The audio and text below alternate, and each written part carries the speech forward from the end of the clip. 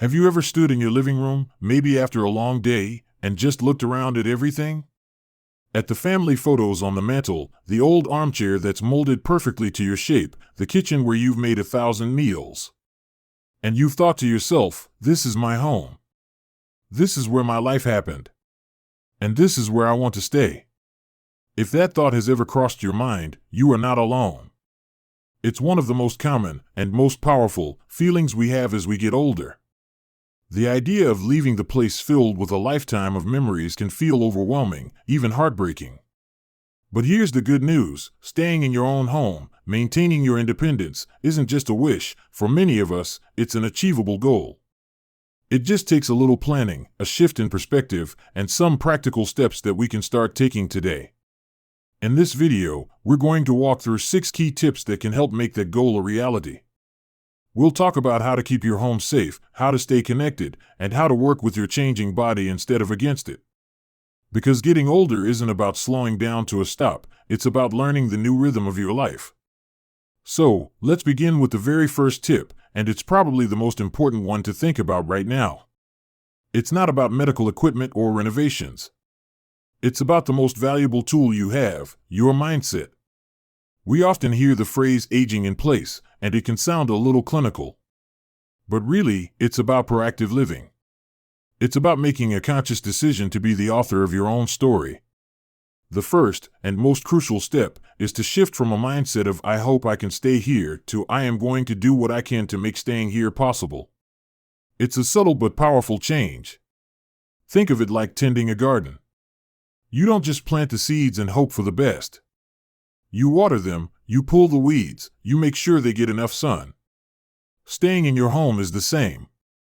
It requires regular, gentle maintenance and attention. It means being honest with yourself about what's working and what might become a challenge down the road. For example, maybe you've noticed that carrying the laundry basket up and down the basement stairs leaves you a little more winded than it used to.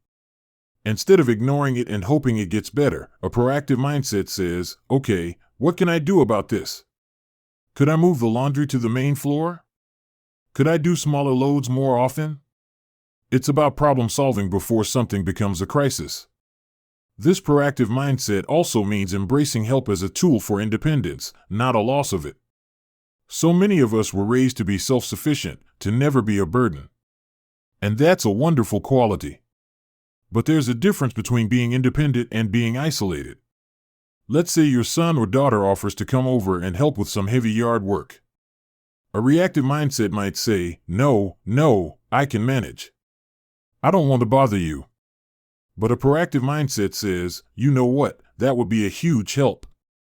Thank you. And while you're here, let's put on a pot of coffee and you can tell me about your week." You've gotten the help you needed, and you've strengthened your connection with your family. It's a win-win. Accepting help isn't a sign of giving up, it's a sign of wisdom. It's knowing that your energy is precious, and you want to save it for the things you truly love, like spending time with the people who matter most. So, that's the foundation. It all starts with that decision to be proactive and to see your home and your life with clear, optimistic eyes. Now, once we have that mindset in place, we can look at the physical space we live in. And that brings us to our second tip: having an honest conversation with your home. Our homes, the ones we've loved and lived in for decades, can sometimes become a little less friendly as we get older. That throw rug in the hallway that you've had forever? It might have a corner that curls up just enough to be a tripping hazard. That beautiful, deep, clawfoot tub? It can become harder and harder to step into safely. Those high shelves in the kitchen where you store the good dishes? They might require a step stool that feels a little unsteady now. This isn't about criticizing your home. It's about looking at it through a new lens, a lens of safety and comfort. I want you to imagine taking a slow, thoughtful walk through your house, room by room, as if you're seeing it for the first time. But this time, you're not looking at the decor. You're looking for the hidden challenges. Start at the front door. Is there a smooth, clear path to get inside? Are the steps sturdy, with a handrail on both sides? A handrail on just one side might be enough for some, but having one on both sides offers so much more stability and confidence, especially on a rainy or icy day. Now, move inside. Walk through the living room. Are the pathways clear of cords, furniture legs, and those magazine racks that seem to reach out and grab you? We want a clear highway from one end of the room to the other. In the kitchen, are the things you use every day, the coffee maker, your favorite mug, the pots and pans, within easy reach? If you're constantly reaching up high or bending down low, it's time to reorganize. Put the everyday items in the golden zone, between your hip and your eye level. This simple change can save you so much energy and prevent those awkward stretches that can throw you off balance. And then, the bathroom. This is often the most challenging room in the house. Take a good look at the tub and shower. Are they easy to get in and out of? A simple grab bar, properly installed into a wall stud, can make all the difference in the world. And please, if you haven't already, consider a shower stool or a bench and a handheld shower head. These aren't just for people who are unwell, they're for anyone who wants to conserve energy and ensure a safe, relaxing shower every single day. A slip in the bathroom is one of the most common and serious accidents, and these small, affordable tools are your best defense. This walkthrough isn't something you have to do all at once. You might just tackle one room a week. The goal isn't perfection, it's progress.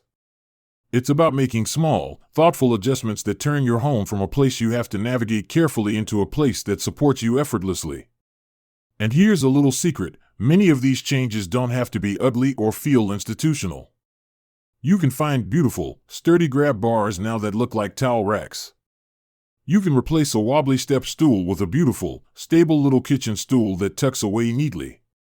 It's about making your home work for you, while still keeping it your own. By starting with the right mindset and then taking a loving, practical look at your home, you've already laid the groundwork for a safer, more independent future. But a home isn't just four walls and a roof, is it?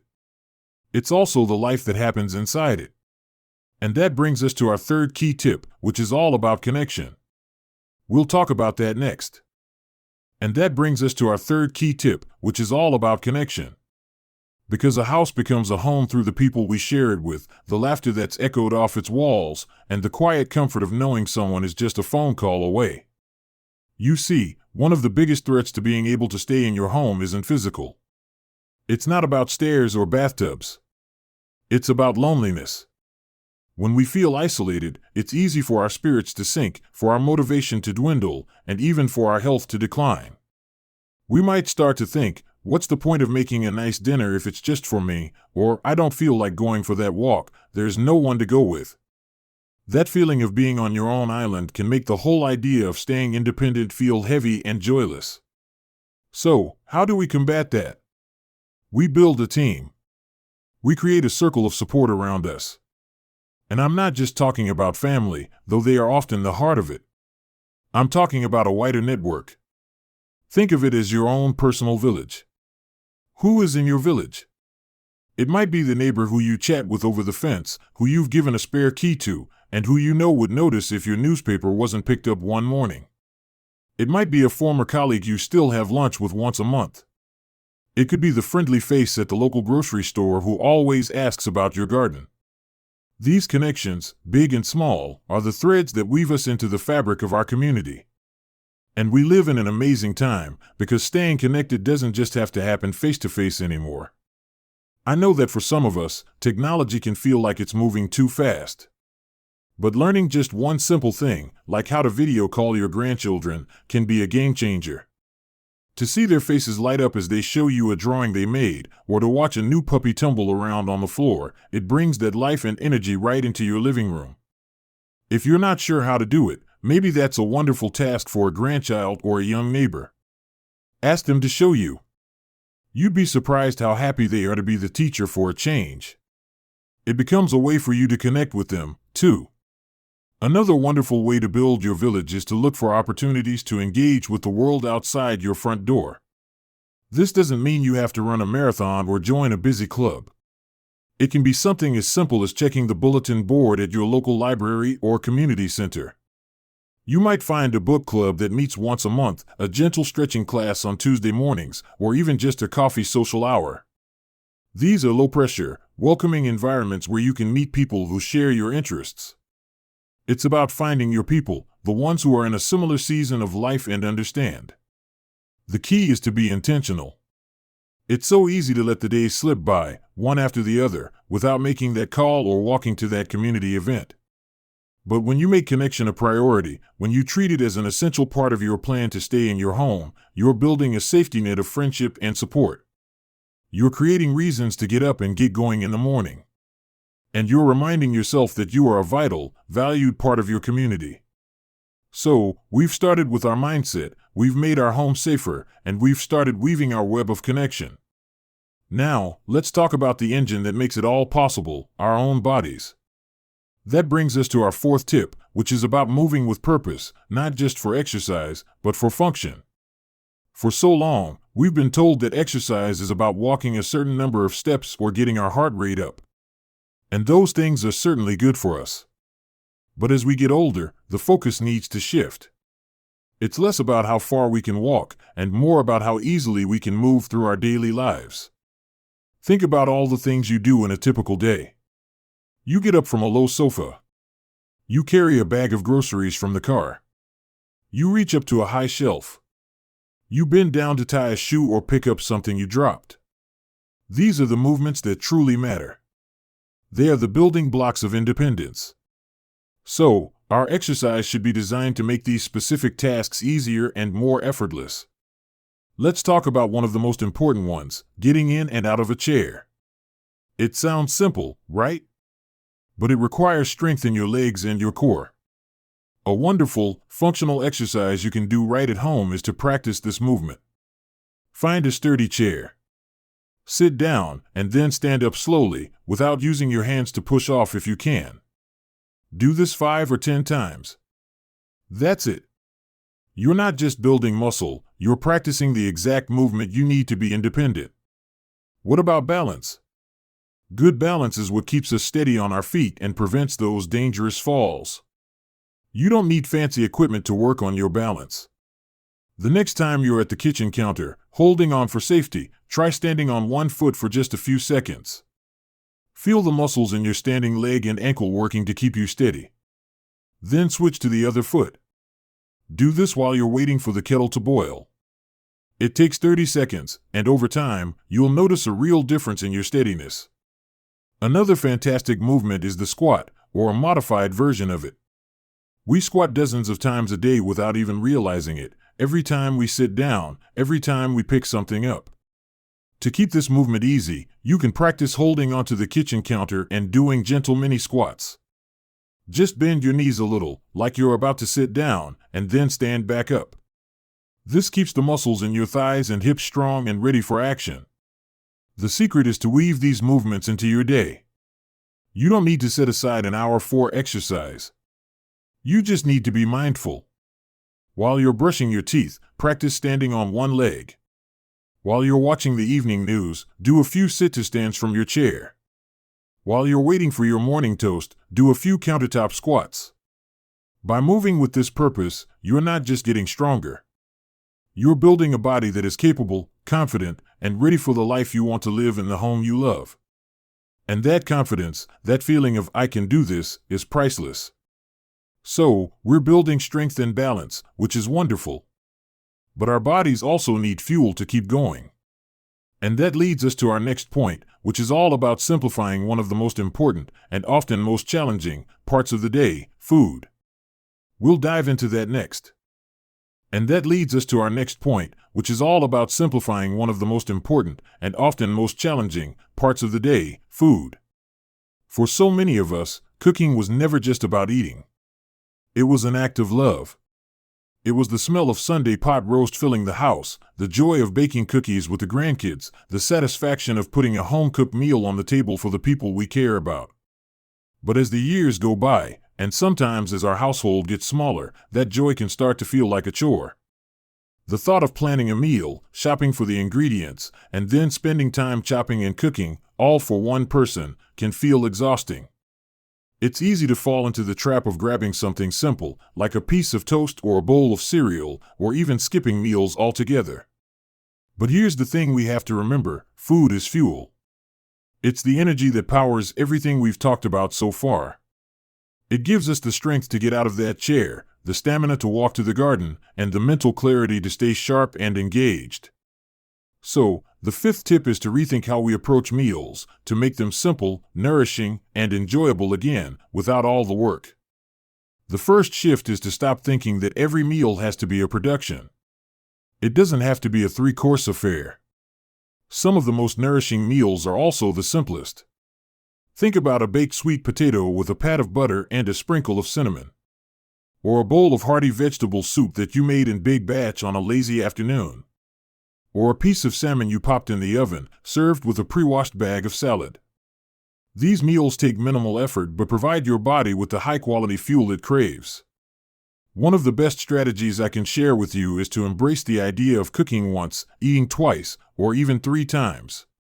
When you do have a little energy, maybe on a weekend morning, make a bit more.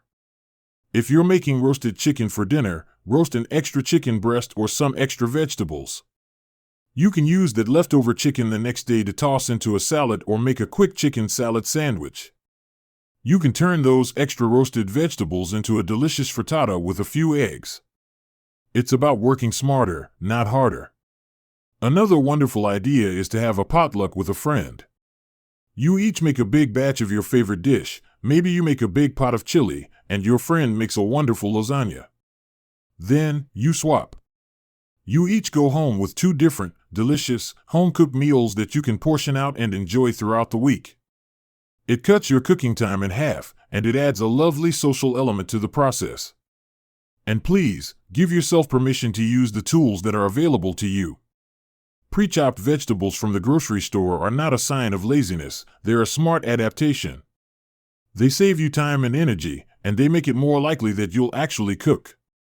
Frozen fruits and vegetables are just as nutritious as fresh ones, sometimes even more so, and they're always there when you need them. Rotisserie chickens from the supermarket are a gift. You can use the meat for several meals, and even boil the carcass to make a simple, nourishing broth. The goal is to make food your friend again. To find ways to nourish yourself that feel good, that are simple, and that celebrate the fact that you are worth the effort. Because you are. Taking care of yourself, starting with what you put on your plate, is one of the most powerful statements of independence you can make.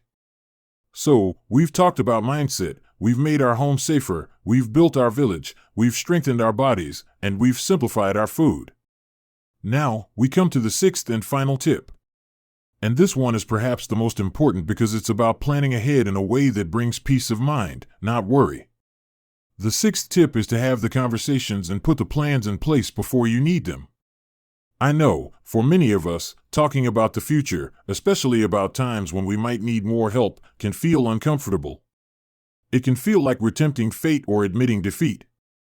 But I want you to think of it in a completely different way. Think of it as the ultimate act of love for yourself and for your family.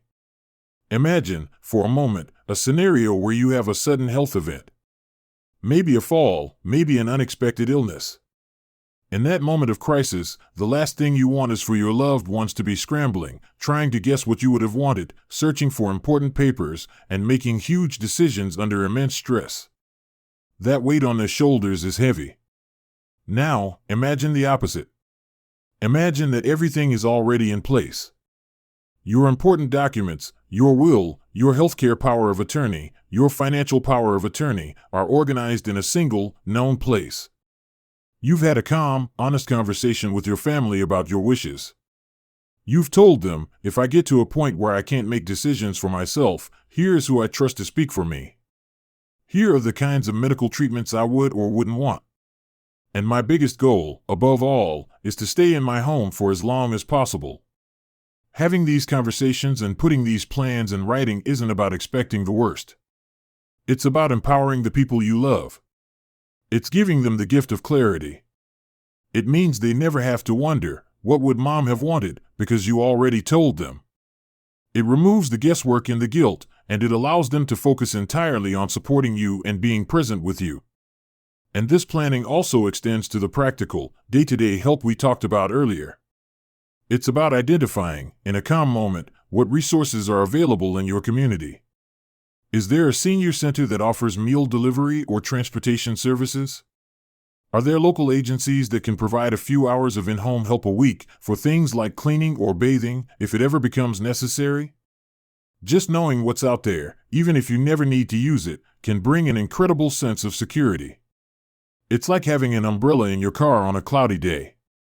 You hope you won't need it, but you're so grateful it's there if the rain starts to fall. So, you see, this final tip isn't a gloomy one at all.